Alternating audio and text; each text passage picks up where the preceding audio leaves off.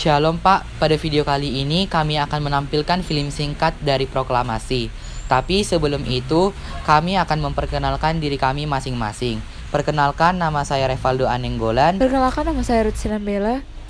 Inilah video kami. Proklamasi Kemerdekaan Republik Indonesia pada tanggal 17 Agustus 1945 menjadi tonggak sejarah bahwa negara Indonesia telah merdeka.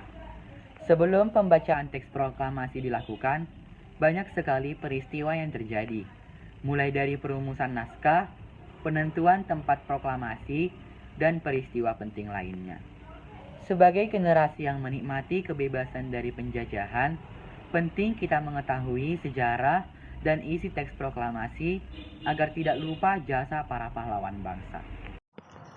Dalam mengingat sejarah proklamasi kemerdekaan, penting bagi seluruh masyarakat Indonesia. Proklamasi kemerdekaan itu bermula saat sekutu menjatuhkan bom atom di kota Hiroshima yang bertepat pada tanggal 6 Agustus tahun 1945. Kemudian disusul lagi dengan jatuhnya bom atom di Nagasaki pada tanggal 9 Agustus tahun 1945. Peristiwa ini mengakibatkan kekalahan Jepang dalam Perang Asia Timur Raya. Hal ini membuat Jepang itu mengalah tanpa syarat kepada sekutu yang bertepat pada tanggal 14 Agustus tahun 1945. Golongan muda yang terdiri dari Sukarni, Wikana, Cahyur Saleh, dan Yusuf Kunto, dan lainnya mendengar kabar tentang peristiwa tersebut melalui siaran radio BBC milik negara Inggris. Kemudian, mereka mendesak Soekarno untuk menyelenggarakan proklamasi kemerdekaan guna memanfaatkan situasi. Namun, usulan tersebut ditolak oleh golongan tua. Mengapa? Karena alasan belum adanya pernyataan resmi dari pemerintahan Jepang. Golongan tua berpendapat, lebih baik proklamasi kemerdekaan dilaksanakan setelah tanggal 24 Agustus, yaitu tanggal yang ditetapkannya Marshal Terauchi untuk waktu kemerdekaan Indonesia. Pada tanggal 15 Agustus tahun 1945, para golongan muda sepakat untuk mengamankan Soekarno ke Rengas Dengklok. Mereka itu menculik Soekarno dengan tujuan agar golongan tua itu menuruti keinginan dari golongan muda. Namun, sampai pada tanggal 16 Agustus tahun 1945 itu tidak tercapai kesepakatan apapun. Akhirnya, di sore harinya, Ahmad Subarjo datang untuk membujuk para golongan muda untuk melepaskan Soekarno. Akhirnya mereka mencapai kesepakatan dengan jaminan bahwa proklamasi akan dilaksanakan pada besok harinya. Baik, yang selanjutnya pada malam itu, golongan muda dan golongan tua berangkat menuju rumah Laksamana Maeda di Jakarta.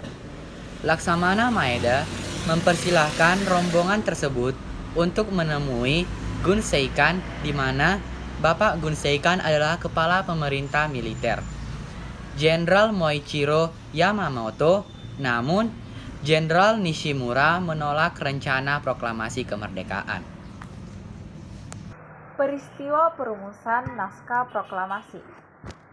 Teks proklamasi ini disusun oleh Soekarno, Hatta, dan Subarjo di rumah Laksamana Maeda yang bertepat pada tanggal 17 Agustus 1945 pada pukul 3 WIB. Setelah perumusan teks ini, proklamasi itu selesai. Teks ini kemudian diserahkan kepada Sayuti Melik untuk diketik. Setelah kejadian itu, teks itu ditandatangani kembali oleh Soekarno.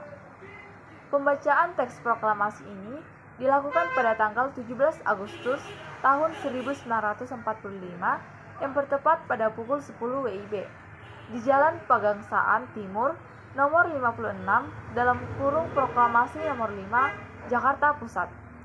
Pembacaan teks proklamasi kemerdekaan ini diumumkan oleh BM Dia dan Yusuf Pronodipuro melalui radio, surat kabar, telegram, dan lisan. Pembacaan teks proklamasi ini kemudian di kemerdekaan juga diabadikan oleh pewarta yang bernama Franz dan Alex Modor dan Ipsos. Nggak bisa kebaca. Naskah Proklamasi Kemerdekaan dikutip dari buku Undang-Undang Dasar tahun 1945 dari buku Amandemen, karya redaksi Pustaka Gratama Berikut ini adalah naskah proklamasi kemerdekaan Republik Indonesia. Kami bangsa Indonesia dengan ini menyatakan kemerdekaan Indonesia. Hal-hal yang mengenai pemindahan kekuasaan dan lain-lain diselenggarakan dengan cara seksama dan dalam tempo yang sesingkat-singkatnya. Jakarta, hari 17 bulan 8 tahun 2005, atas nama Bangsa Indonesia, Soekarno-Hatta. Demikian sejarah dan teks proklamasi kemerdekaan Republik Indonesia. Ingat, ungkapan terkenal dari Soekarno, bangsa yang besar adalah bangsa yang mengenal sejarah. Pada tanggal 14 Agustus 1945, Jepang menyerah tanpa syarat kepada sekutu. Berita tentang kekalahan tersebut sangat dirahasiakan oleh Jepang. Bahkan, semua stasiun radio disegel oleh Jepang. Tapi ternyata, siaran tersebut tertangkap di Indonesia dan Safan Syahrir mendengarnya. Sore hari setelah mendengar berita kekalahan Jepang, Sultan Syahrir dan para pemuda lainnya mengadakan rapat di Jakarta. Keesokan harinya, pada tanggal 15 Agustus 1945, Chairul Saleh, Safan Syahrir Wikana, dan Daruris tiba di kediaman Soekarno di Jalan Pegangsaan Timur nomor 56 Jakarta dengan maksud menyampaikan hasil-hasil keputusan rapat. Karena masing-masing mempertahankan pendapatnya, keempat orang golongan muda tersebut berpamitan kepada Bung Karno. Mereka berpamitan meninggalkan kediaman Bung Karno dengan wajah kesal. Kemudian Soekarno meminta para golongan tua untuk datang ke kediamannya dan membicarakan permasalahan tersebut. Meski berat hati dengan keputusan Soekarno, para pemuda yang telah meninggalkan kediaman Soekarno tetap tidak putus asa. Mereka pun menyusun strategi bagaimana membujuk Soekarno dan Muhammad Hatta untuk memproklamasikan kemerdekaan sesegera mungkin. Akhirnya, mereka memutuskan untuk mengasingkan kedua tokoh tersebut ke Rengas Dengklok agar terhindar dari pengaruh Jepang di Jakarta. Rombongan Insinyur Soekarno dan Muhammad Hatta tiba di Rengas Dengklok dengan selamat pada waktu Sabtu tanggal 16 Agustus 1945. Soekarno-Hatta berada sehari penuh di sana.